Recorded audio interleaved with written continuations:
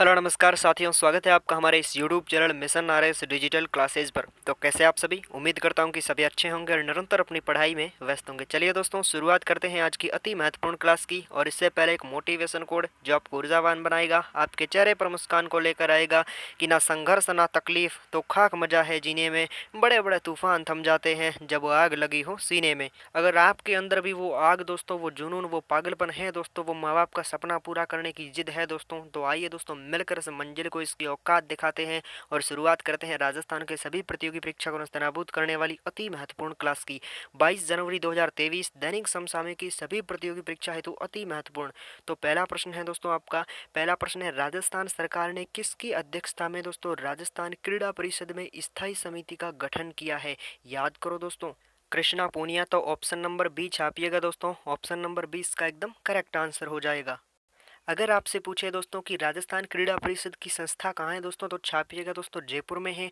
और दोस्तों ये राजस्थान की सबसे बड़ी खेल संस्था है, इसे भी आपको थोड़ा नोट करना है। और दोस्तों राजस्थान क्रीड़ा परिषद की दोस्तों इसकी संरक्षक पूछे कि इसके संरक्षक कौन होते हैं, तो छापिएगा दोस्तों इसके संरक्षक एक है जो कि आपकी राज्यपाल होते हैं। और दोस्तों राजस्थान क्रीड़ा परिषद के दोस्तों पहले अध्यक्ष पूछे दोस्तों, तो छापिएगा बीजी बीजी कानेटकर इसके पहले अध्यक्ष थे। और दोस्तों वर्तमान में इसके अध्यक्ष पूछे तो छापिएगा कृष्णा पूनिया है जो कि वर्तमान में अध्यक्ष है। और दोस्तों इसे भी आपको थोड़ा ध्यान में रखना है कि इसके वर्तमान उपाध्यक्ष कौन कौन है दोस्तों, तो छापना शक्तिवीर चौधरी है जो कि इसके वर्तमान उपाध्यक्ष है, इसे भी आपको थोड़ा नोट करना है।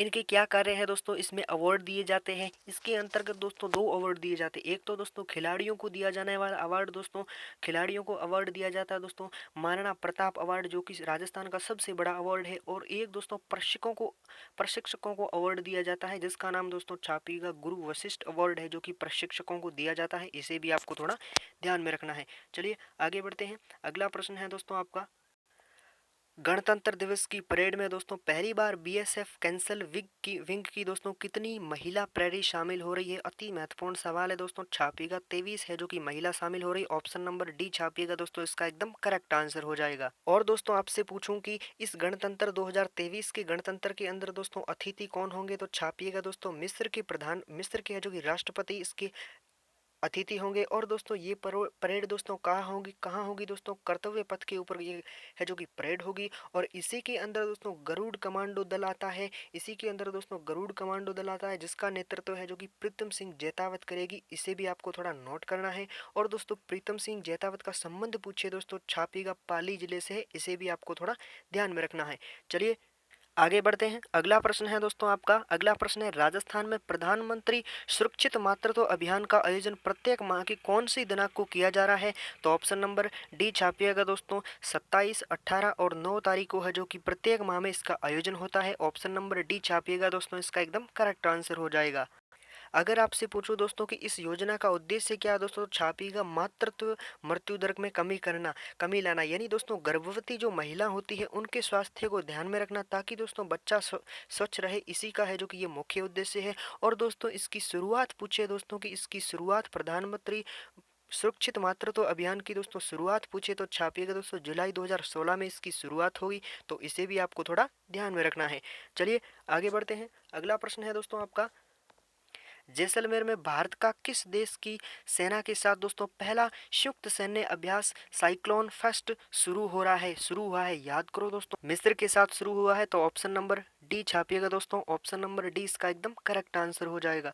और इसी के अंतर्गत दोस्तों जोधपुर में भी एक युद्धाभ्यास हुआ है दोस्तों, एक दोस्तों हो गया ईस्टर्न ब्रिज। और दोस्तों ये ईस्टर्न ब्रिज दोस्तों फरवरी 2022 में हुआ था। और दोस्तों ये भारत और ओमान के बीच हुआ, इसे भी आपको थोड़ा ध्यान में रखना है। और दूसरा जोधपुर में हुआ था दोस्तों गरुड़ गरुड़ सेवन है जो कि हुआ था, ये दोस्तों भारत और फ्रांस के बीच हुआ था, 2022 नवंबर दिसंबर के अंदर हुआ था, तो इसे भी आपको थोड़ा ध्यान में रखना है।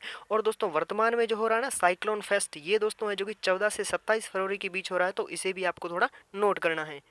चलिए आगे बढ़ते हैं। अगला प्रश्न है दोस्तों आपका कि जैसलमेर में विख्यात मरु महोत्सव 2023 का आयोजन कब शुरू किया जाएगा? तो 3 से 5 फरवरी 2023 के बीच किया जाएगा, ऑप्शन नंबर बी छापना दोस्तों, इसका एकदम करेक्ट आंसर हो जाएगा। अगर दोस्तों मैं जैसलमेर की बात करूं तो जैसलमेर दोस्तों राजस्थान का सबसे बड़ा जिला है और यहीं पर दोस्तों राज्य की पहली पवन ऊर्जा इकाई है, इसे भी आपको ध्यान में रखना है। और यहीं पर दोस्तों जैसलमेर के अंदर राष्ट्र का सबसे बड़ा मरु उद्यान होता आता है दोस्तों।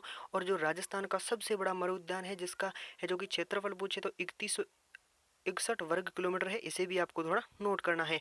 और यहीं पर दोस्तों मैं बात करूं कि तनोट माता का मंदिर है जो कि जैसलमेर के अंतर्गत आ जाता है। और दोस्तों यहीं पर एक फतेह सागर आता है जिसमें दोस्तों हमें डायनासोर के विलुप्त होने के प्रमाण भी मिले हैं, इसे भी आपको थोड़ा ध्यान में रखना है। और दोस्तों इसकी शुरुआत पूछे ना दोस्तों, मरु महोत्सव की शुरुआत कहाँ से की जाएगी दोस्तों? सोनार दुर्ग के अंदर दोस्तों एक लक्ष्मी नाथ जी का मंदिर है, वहीं पर दोस्तों इसकी आरती होगी। और उसके बाद दोस्तों पूनम स्टेडियम से इसकी शुरुआत होगी, तो इसे भी आपको थोड़ा नोट करना है।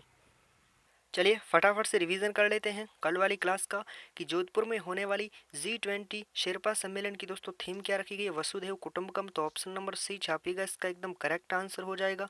अगला प्रश्न है दोस्तों आपका कि राजस्थान कृषि व्यवसाय और प्रोत्साहन नीति जो 2019 के अनुसार दोस्तों राज्य में कौन सी पहल शुरू की गई है? उद्योग लगाओ और आय बढ़ाओ। तो ऑप्शन नंबर सी छापिएगा दोस्तों, इसका एकदम करेक्ट आंसर हो जाएगा। चलिए आगे बढ़ते हैं। अगला प्रश्न है दोस्तों annual state of education report 2022 के अनुसार दोस्तों राजस्थान में स्कूल जाने वाले 6 से 14 वर्ष के बच्चों का प्रतिशत कितना है?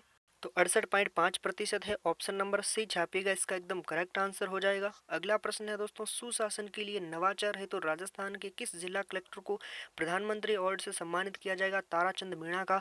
और दोस्तों ताराचंद मीणा का संबंध पूछे दोस्तों तो छापिएगा उदयपुर जिले से है, तो इसे भी आपको थोड़ा ध्यान में रखना है।